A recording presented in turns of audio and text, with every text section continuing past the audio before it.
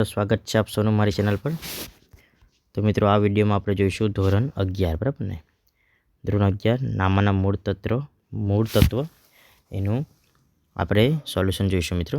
તો તમે નવા હોય તો મારી ચેનલને લાઈક કરો, શેર કરો અને સબસ્ક્રાઈબ કરી દેજો મિત્રો। અને વોટ્સઅપ ગ્રુપ પણ છે, એની ડિસ્ક્રિપ્શનમાં લિંક આપેલી છે, તમે એમાં પણ જોડાઈ શકો છો। ઓકે, તો શરૂઆત કરીએ એનું સોલ્યુશનની।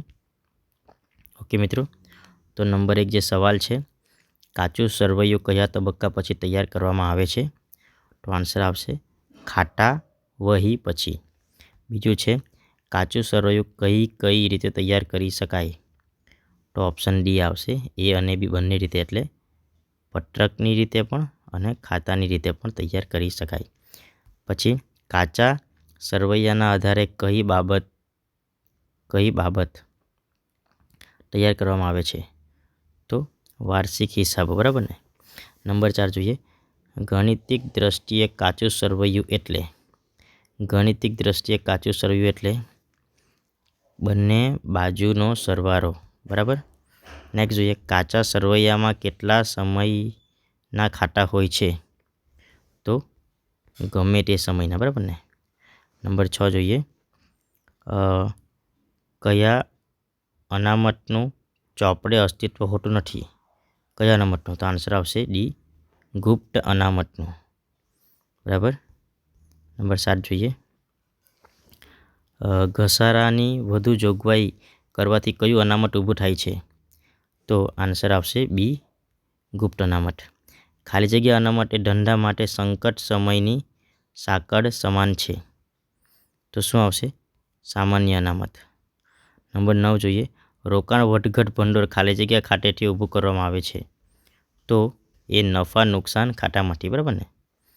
ખાલી જગ્યા ખાતું અનામતનું રોકાણ ધંધાની બહાર કરેલ છે તે દર્શાવે છે, તો આવશે અનામત ભંડોળ। ઓકે, આગળ જોઈએ, અહીંયા આપેલું છે આપણને કે દરેકના એક ગુણ છે।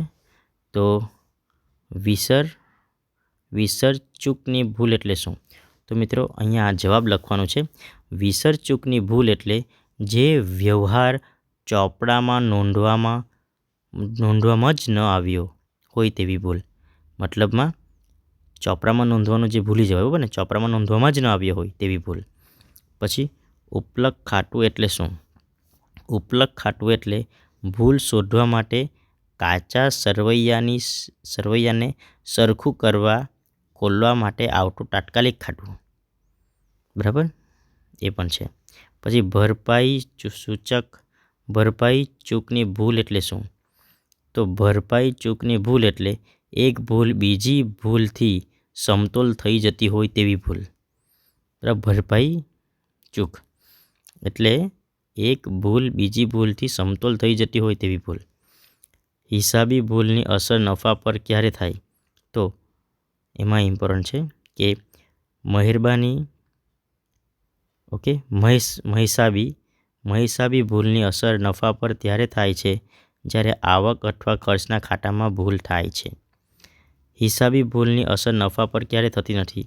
તો મહિસાબી ભૂલની અસર નફા પર ત્યારે થતી નથી જ્યારે ભૂલ ફક્ત બેલેન્સ શીટના ખાતામાં થાય છે।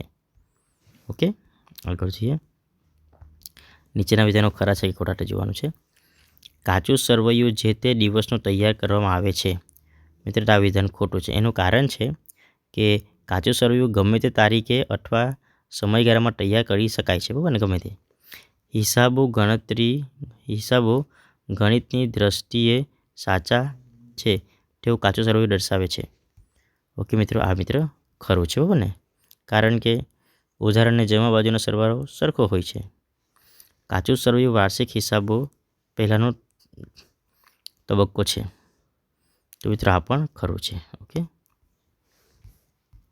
ઓકે મિત્રો, તો વિડીયો ગમ્યો હોય તો લાઈક કરો, શેર કરો અને સબસ્ક્રાઈબ કરો। ઓકે મિત્રો, આજે મોટા રકમ છે, તમે ગણી લેજો। બી, આ પ્રશ્ન નંબર 3 છે, બરાબર, અને આ પ્રશ્ન નંબર 4 કાચા સરવૈયાના લક્ષણો સમજાવવાનું છે। પછી નંબર 6, 7, 8, પછી આ 9મું છે, 10મું, 11મું, 12મું, બરાબર, 13, 14, બરાબર, આ 15મો સવાલ। વિભાગ ડીમાં એક પ્રશ્નના 4 ગુણ છે. ઓકે, તમે આ પ્રમાણે જોઈ શકો 1, 2 પ્રશ્ન, ત્રીજો, ચોથો. બરાબર. ને વિડીયો ગમ્યો તો લાઈક કરતા રહેજો. અને આમાં 6 ગુણના એક પ્રશ્ન છે. ઓકે, આગળ જોઈએ. આ પણ છે. ઓકે, તો વિડીયો ગમ્યો તો લાઈક કરો અને બધા જ ફ્રેન્ડને પણ કહેજો કે લાઈક કરો.